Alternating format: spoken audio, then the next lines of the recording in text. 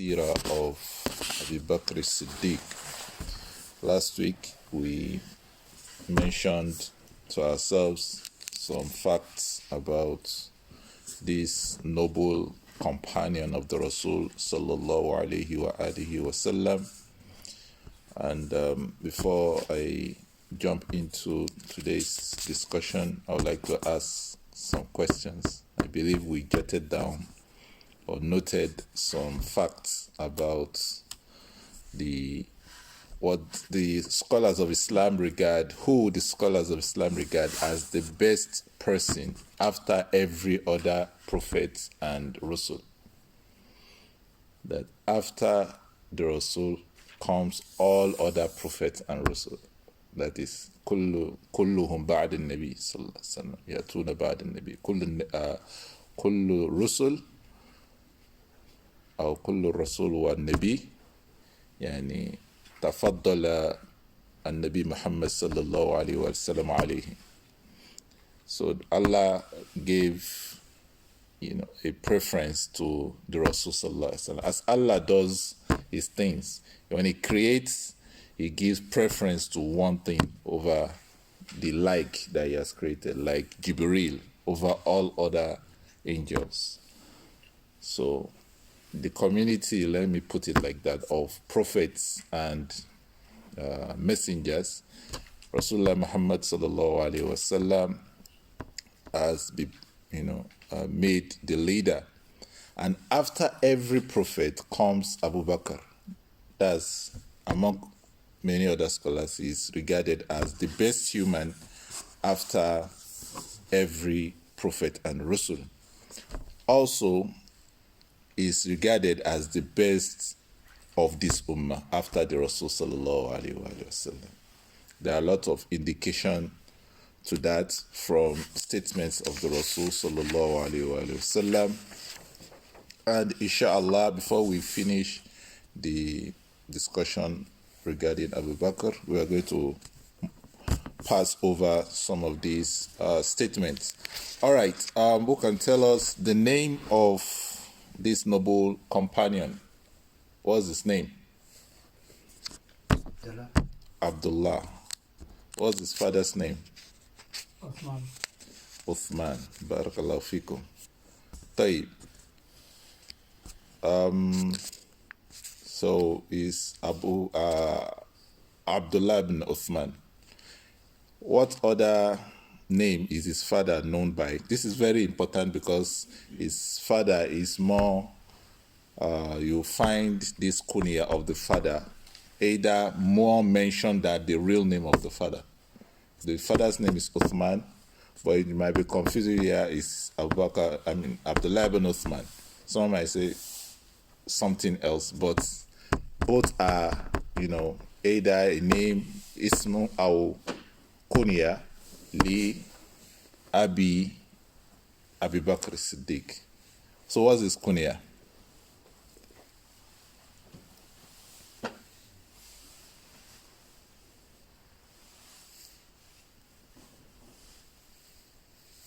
Abu Quhafa. Abu Quhafa. This is very popular in ahadith. That's why I'm mentioning it. You understand? So Abu Bakr is usually called Abdullah ibn Abi Quhafa.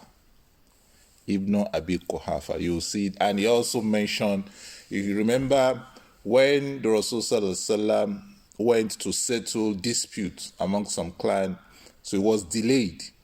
So when Salat time came, Bilal went to Abu Bakr As-Siddeeq to lead them in Salah. Abu Bakr As-Siddeeq was leading Salah, and the Rasul sallallahu alaihi wasallam came and joined the Salah. So people were making signs to Abu Bakr that the Rasul sallallahu alaihi wasallam is around. So Abu Bakr started, stepping backwards to allow the Rasul sallallahu alaihi wasallam to start leading.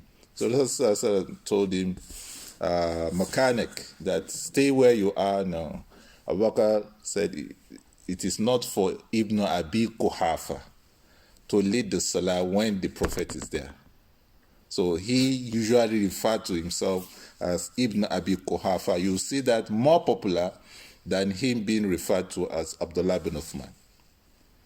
Do we understand? But no, so that you don't confuse. I say hey, it's Ibn Abi Quhafa. No, someone else says Ibn Uthman. No, Uthman is Abu Quhafa. So, like you say Abdullah ibn Uthman, you can also say Abdullah ibn Abi Quhafa, because the father's kunya is Abu Quhafa. Also, there was this question regarding the name of the companion that left Islam after the Rasul Sallallahu Alaihi Wasallam and came back to Islam. I think the question is still lingering. His name is Uyayna ibn Hisn ibn Hanifa. Uyayna ibn Hisn ibn yani Ha'un Sadun wa Nun. Uyayna was a companion. So during the time Umar bin al-Khattab was the Khalifa, the Rasul during his time used to give his clan gifts in order to endear their hearts to Islam. You know, what you call mu'allafatul qulub, yani ta'liful qulub. The Rasul would take from Baytul Mal and give a lot of gifts to them, because, you know, some people are just like that. You have to use gifts, you have to physical things to endear them to faith. So after Abu Bakr, Abu Bakr maintained that. Umar also maintained that to a point in time. But when people were coming into Islam, afwajan, you know, Umar felt,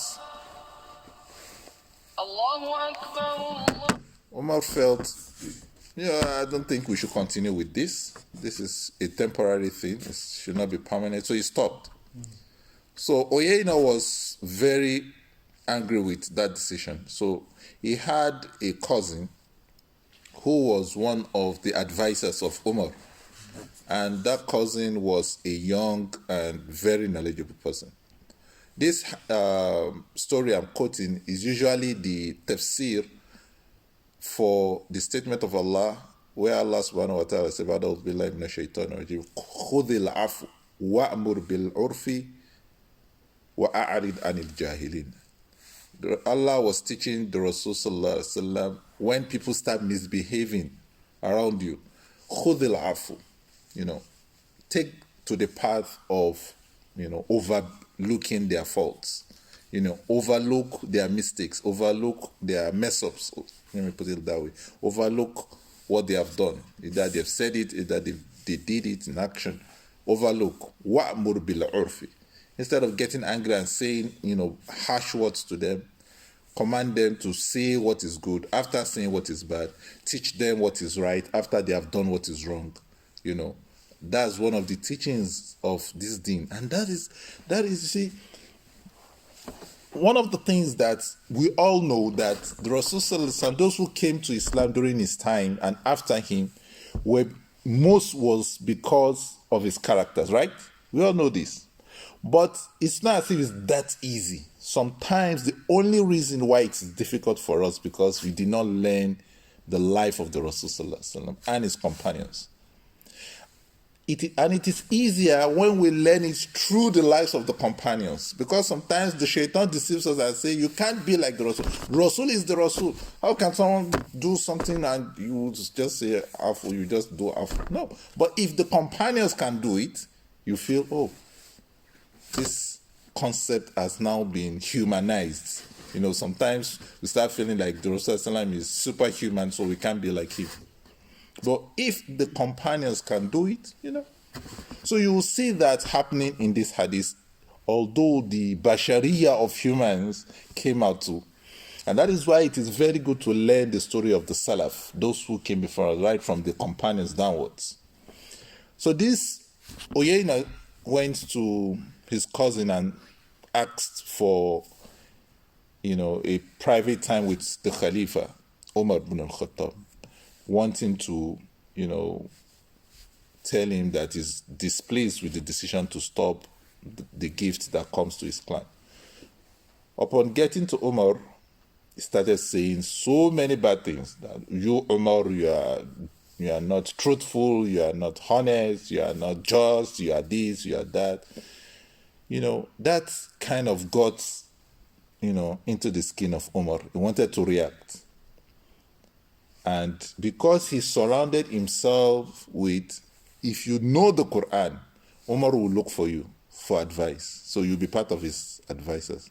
So this cousin quoted this ayah, خُذِ الْعَفْوَ, take to the part of, overlooking. وَأْمُرْ بِالْعُرْفِ, command them to do what is good. وَأَعْرِضْ عَنِ الْجَاهِلِينَ, and turn away from, the ignorant people who just do things and say things anyhow. Turn your face. Don't mind them. That's the meaning. Don't mind what they have said. And the cousin said, he said to the face of his uncle, and this man is one of the Jahilin. So turn away, don't. Because Umar almost was striking the man, And, you're like, this is Bashariya. This is human, being human. You can't come into my office and start saying all these sort of things. When Umar, part of what we know about Umar is justice. No matter how difficult that justice is, Umar will maintain it to the last. As exemplified in his slave when he was going to Palestine. They had a deal. When you will have equal right to this one camel, equal right to this one camel, half for you, half for me. At the time when he was entering Palestine, it was the time for the slave to be on the camel. And the slave was like, no, we will not go into this town. Everybody's way. They called for Umar. When they defeated and they got in, the people said, we are going to surrender, but we are not going to give the key to anybody, but the one that was described in our book. Because it was described in the Injil that they are going to give the key to a companion of the last prophet, who will come in a humble manner. So when the leader of the church or the leader of Palestine was asking, who is the Khalifa amongst you, say is not here. They kind of brought someone forward, so that they because they've spent a lot of time at the gate, they wanted to go back home, so they brought someone forward who was close to the Ross, that this is close to, for him to think maybe that's the leader, but they had to tell him this is not the leader. When he asked, are you the Khalifa? He said, I'm not the Khalifa, so I need the Khalifa. So they sent a message to Umar. When Umar got close to Palestine, it was the time for the slave to ride. Umar said, this is the deal. Many of us will think to and say, okay, since he's cool about it, the slave is cool about it, he's the one saying I should ride on. We don't want to give bad impression to our, hosts. So he came into Palestine, holding the, the rope or the strap of the camel, while the slave was on the camel. So when they got there, they were like praising the slave, and they said, no, I'm not the slave, I'm not the Khalifa, this is the Khalifa here. So Umar is very, particular about justice. This man came and started accusing him of injustice. So he was almost beating him up. So that's Uyayna. He was the one after the Rasul Sallallahu Alaihi Wasallam passed away, and after Umar stopped the gift, he became a non-Muslim. He did Ridda, but came back to Islam before he died. And we said, by definition, because he believed in the Rasul during the time of the Rasul Sallallahu Alaihi Wasallam, and he died a Muslim, then is going to be counted amongst the companions of the Rasul Sallallahu Alaihi Wasallam.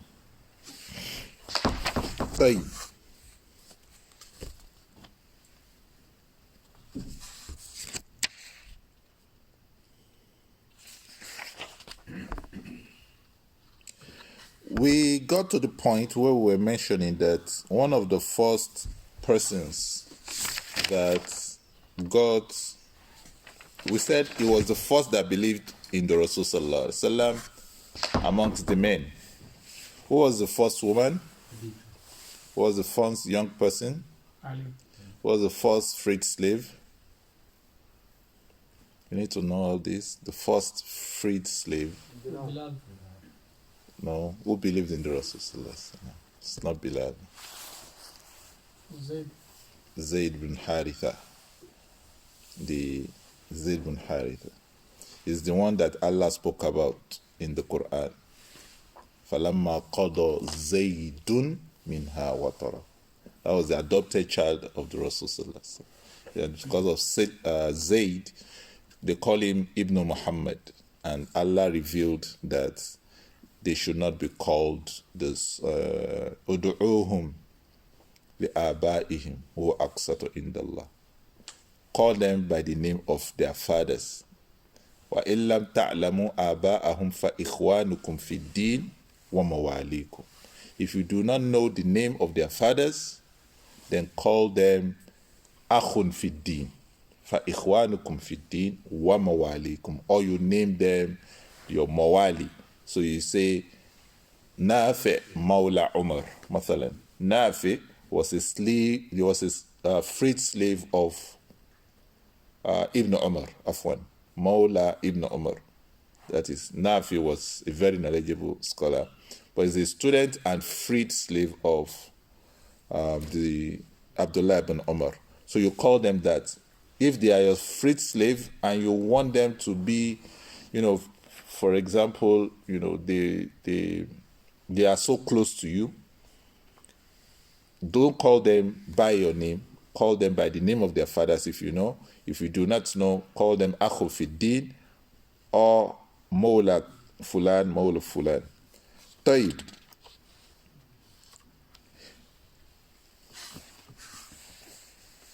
قال المؤلف وأول من أوذي في الله أول من أوذي في الله بعد الرسول صلى الله عليه وآله وسلم أبو بكر آذاه الكفار على إيمانه حتى خرج من مكة مهاجرا إلى أرض حبشة.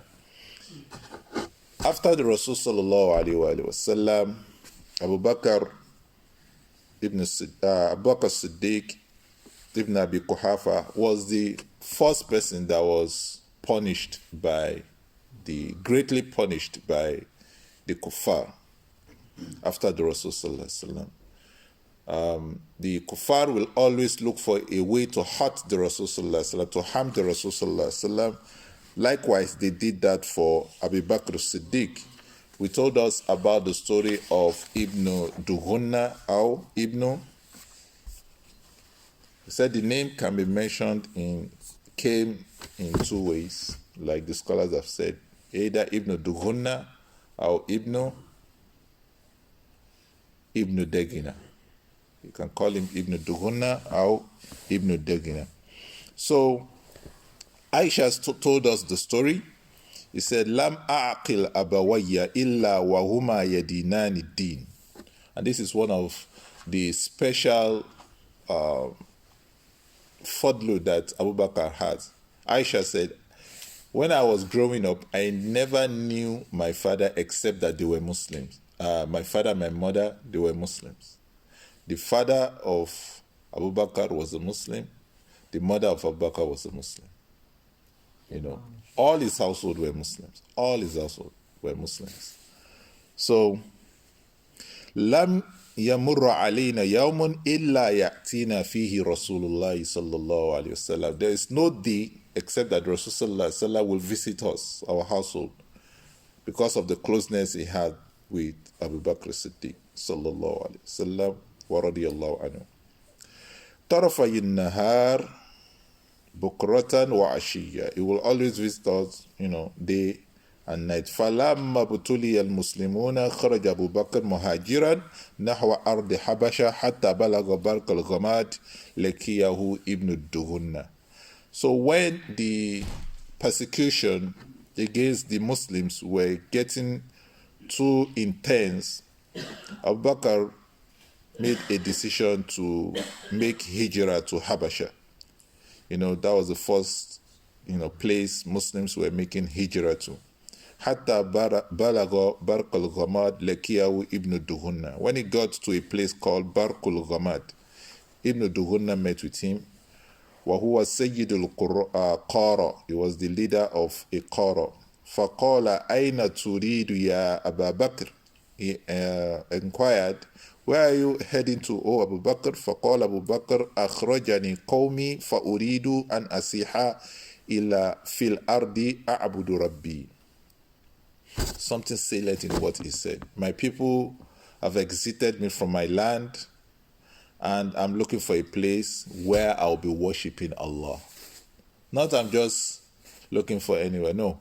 The reason why I'm living is because I need... So, foremost on his mind was what? Allah. Worship of Allah. Obeying Allah. Pleasing Allah. This should be our quality too. Everywhere we are. No matter how difficult it is, getting better is a way to getting perfect. Perfection is something very far away, but one step after the other towards, the direction of being an excellent Muslim, whatever the qualification we want to give it, is very, very important. So wherever we are, our workplace, we are where people do not know us, and that is why the Salaf, if you say you want to vouch for a person, they will ask you, have you ever traveled with him? Have you ever done business with him? I know this person, I trust him. Okay. Have you done any business with him? Have you traveled with him? Because people tend to be weak when it comes to business. We tend to be greedy, self-centered. So the main focus is first our benefit, our gain before any other person. So it usually push people to not being very honest with their deals. Number two, when people travel away from where they are very known, most people know them, they start to misbehave. Okay? Few people know me here, or nobody knows me here. The shaitan, like the Rasul said, when you separate yourself from the Muslims, you are easier prey for shaitan.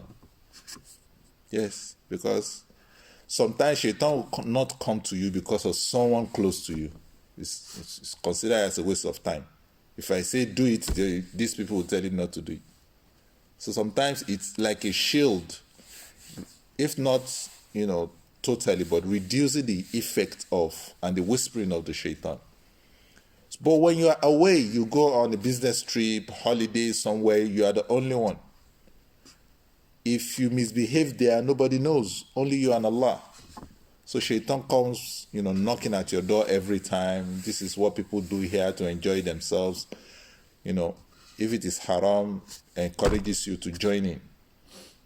But the moment you use all, because all our salawat, our zakawat, our siyam, all these things are to make us strong in the face of temptation. Allah said, Inna salata tanha anil fahsha wal munkar. Don't we see people engage in fahsha wal munkar and they pray? But the issue is, it means they have a problem with the salah. It might not be issue of sincerity, but how connected are they when they are in the salah? Whenever the Rasul is distressed, the first thing he thinks of is going to salah, because it calms him down. It takes him to a different realm. Because this world is like a noise, a background noise in our mind. Every time you want to seek this, every time you want to seek that. But when it's time for salah, you are leaving all those things out. You are coming in to face your akhirah, to face the one that created you. This is a timeout. You reduce all the background noise. This is what it's supposed to be. Leave the world to the world. You are going back to it. Allah has created, this is Darul Amal. The world here is Darul Amal. This is where you work for the akhirah. And the most things that will take you to the Jannah is not your salah. What will take most people to Jannah is how they interacted with people well. أكثر ما يدخل الناس الجنة تقوى الله وحسن الخلق. They fear Allah and they behave well with people. Your salah is to make you strong in behaving well with people. Strong in not cheating people. Strong in not being harmful to people. Do we understand? These are keys to those things. So Abu Bakr told Ibn Dughunna that he's looking for a place where he's going to worship his Lord, because that is what is paramount on his mind. قال ابن دغنة فإن مثلك لا يخرج ولا يخرج. People like you should not leave and should not be made to leave. إنك تكسب المعدوم وتصل الرحم وتحمل الكل وتقري الضيف وتعين على نوائب الحق. You help people earn their living. You keep good relationship with your kin and kith, your family. You help, disabled people, dependent people to earn. You provide guests with good shelter and food. You help people, during their troubled times. He started mentioning, characteristics and qualities of Abu Bakr As-Siddeeq. We ask ourselves, if we fall dead today, how will people remember us? This is not about seeking for fame. This is not about, doing things for people. However, you remember what Allah said in the Quran. He said, وَقُلِ اعْمَلُوا فَسَيَرَ اللَّهُ عَمَلَكُمْ وَرَسُولُهُ وَالْمُؤْمِنُونَ وَسَتُرَدُّونَ إِلَىٰ عَالِمِ الْغَيْبِ وَالشَّهَادَةِ. Allah said, i'malu, walk, act, do your deeds, good or evil, do it, depending on where you want. وَقُلِ اعْمَلُوا, do your things. فَسَيَرَ اللَّهُ عَمَلَكُمْ وَرَسُولُهُ. Allah will see what you are doing. So if you are doing good deeds in open, in secret, Allah knows about it. Rasul will see it. During the time he's alive, he saw what the companions were doing. He will correct them. If it is wrong, he will correct them, and he's teaching them good things. But he also said, wal mu'minun, and the believers will see. The Rasul in another narration said, Antum shuhada'ullahi ala al-ard. You Muslims, you are the witness of Allah on the earth. You witness for your ummah, and you will also witness for the ummah before you. So when the prophet of other nations are saying, our prophet did not say this to us, they will tell them, go, and the prophets will say, make the ummah of Muhammad a witness to it. So, but we need to also think of how, if these witnesses, these people, the mu'minun, will be a witness for or against me, what do I think they will say about me if I should drop dead today, or I'm not around them? I have a family. If I'm not around my family, what would they say about me? I've gone to school, I've got my place of work, my colleagues. If I'm not there, what are they saying behind me? Good or evil? These are some of the motivations for us to always, it's not for them. It's for Allah. But people around you are witness. So, Ibn Dughunna was able to say this much about Abu Bakr As-Siddeeq. You understand? Because he's always steadfastly doing what he has mentioned. Irji wa'budu rabbak bibaladik. Go back. Go and worship your Lord in your place. فرجع وارتحل معه ابن دغنة فطاف ابن دغنة عيشة في أشراف قريش. So he went back, and then Ibn Dughunna went to the heads of the Quraysh to tell them that قال لهم إن أبا بكر لا يخرج مثله ولا يخرج. أتخرجون رجلا يكسب المعدوم وتصل الرحم ويصل الرحم ويحمل الكل ويقري الضيف ويعين على نوائب الحق. Do you exit from your land someone like Abu Bakr that does all this? He mentioned what he told him. This is the same thing Khadija mentioned to the Rasul sallallahu alaihi wasallam. You remember the story of the Rasul? The first time he met with Jibril, he was so afraid. He ran back, and when he got home to Khadija, he was telling Khadija, I think I'm running mad. Khadija told him, no, nothing like that will ever happen to you. Why? Then Khadija mentioned all these qualities that was mentioned about Abu Bakr As-Siddeeq. So it tells you about the kind of friend you choose. Are we together? So they say from his friend we can know who he is. So from Abu Bakr we can know who the Rasul Sallallahu is. From the Rasul we can know who Abu Bakr is. These are good qualities that two friends can be in separate incidences. So Ibn Duguna spoke to the people, and they were like, okay, if you say so, then you have to keep him under your watch. I'm trying to be faster. You have to keep him under your watch, and he must not recite the Quran outside his home, because they had problem with Abu Bakr As-Siddeeq. Abu Bakr As-Siddeeq will step out of his house and be praying beside his building. The women were passing by and the children were passing by. Anytime they pass by and they hear him recite the Quran, they will stay to listen to the Quran because it softens their hearts.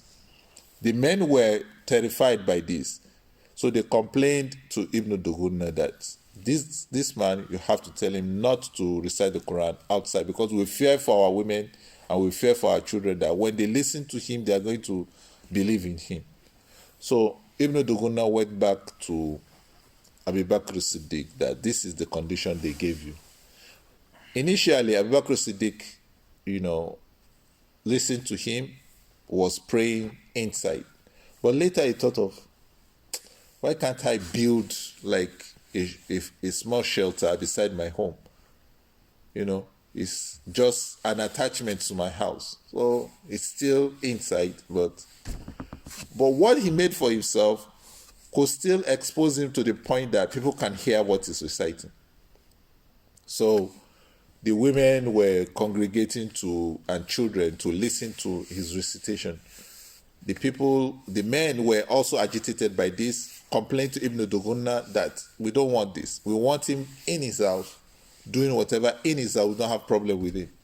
So Ibn Duguna went to him and said, Abu Bakr As-Siddeeq, we agreed on this and they are still complaining. So it's either you go back in or I remove my, it's called jiwar.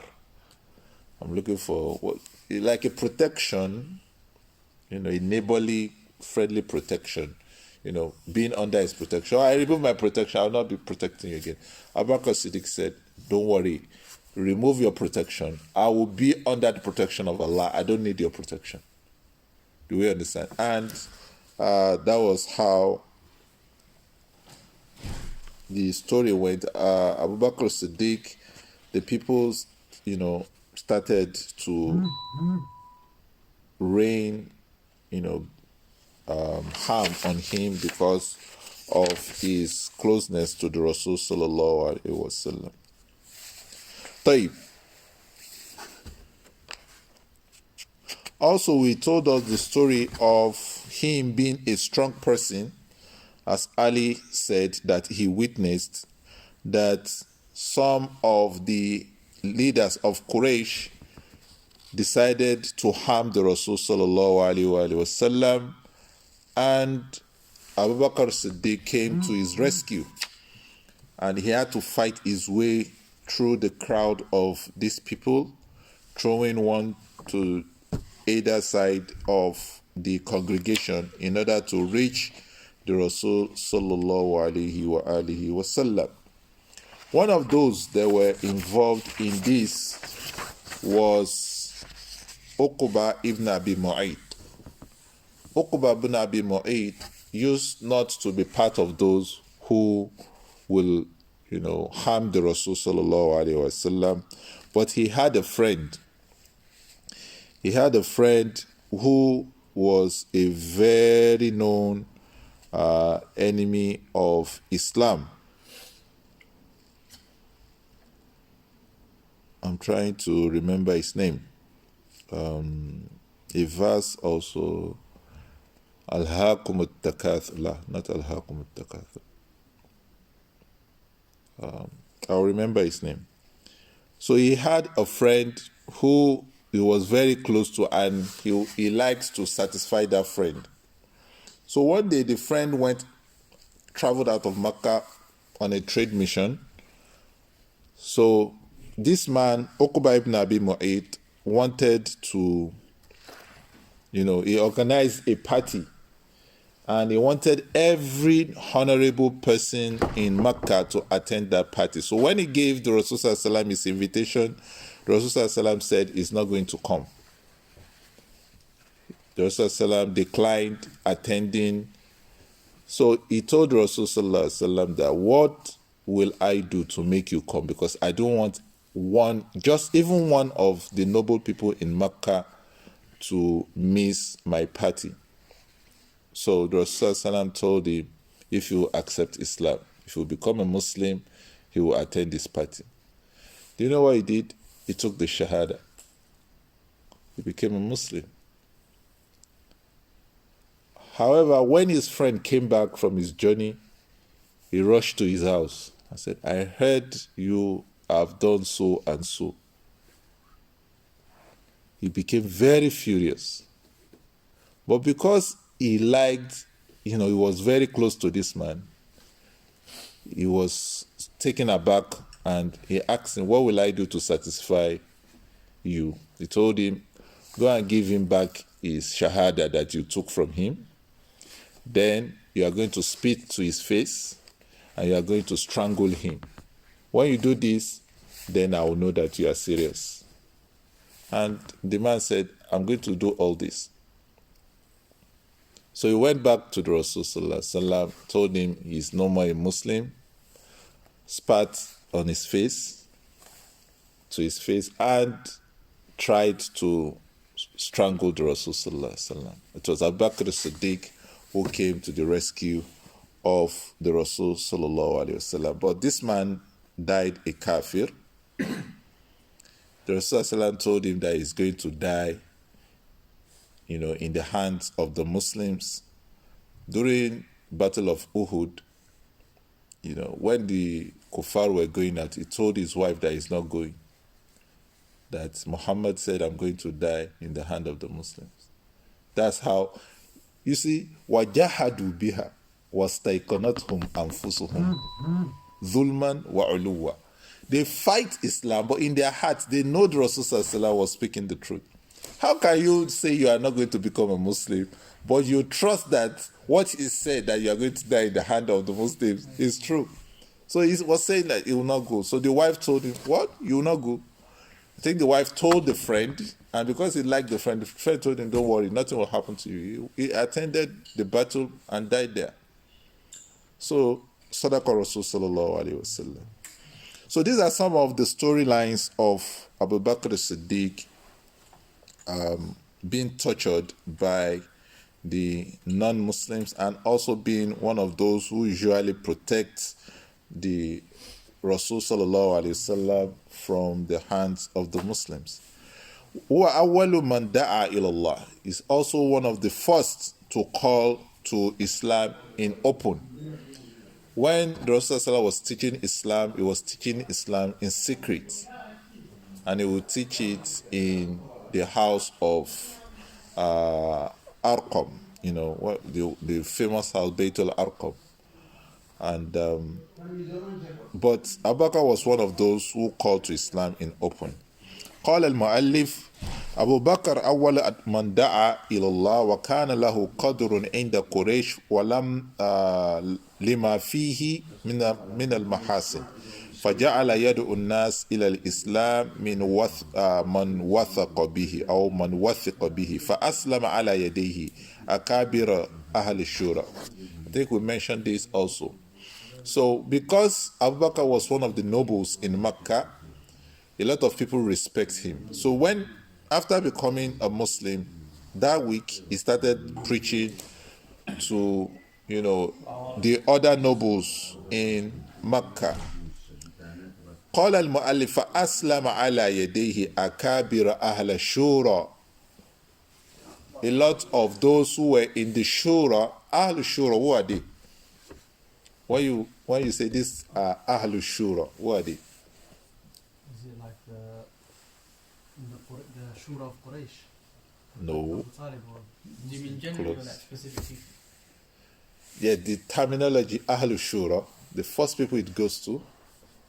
Is it the people of the consultative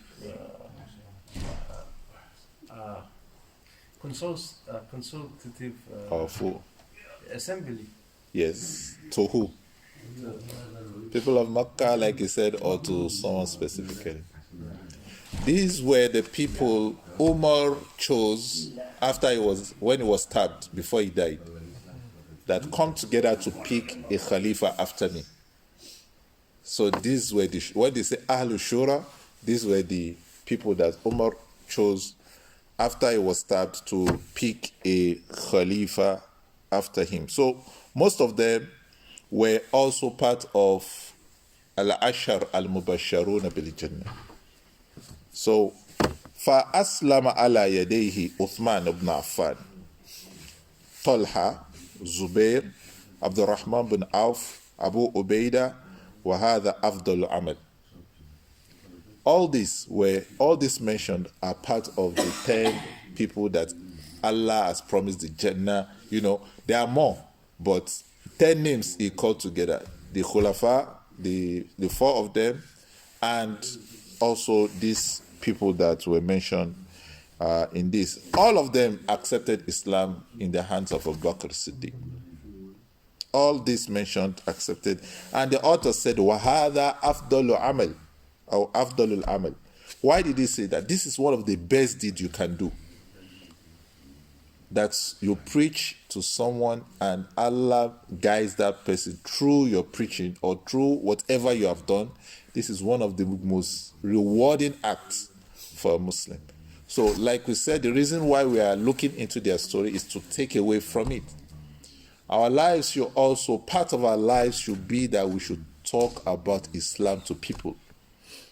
Either to a Muslim who we are trying to make, change his ways for the better, or to a non-Muslims who we are hoping to, gain guidance from Allah subhanahu wa ta'ala and come to Islam. Part of our life should be this. You understand?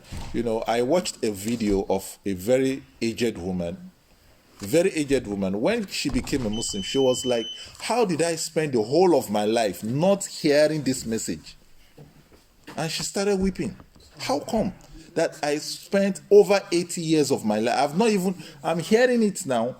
And unfortunately, when she went to the masjid close to our place to, ask questions, the people were ignoring her.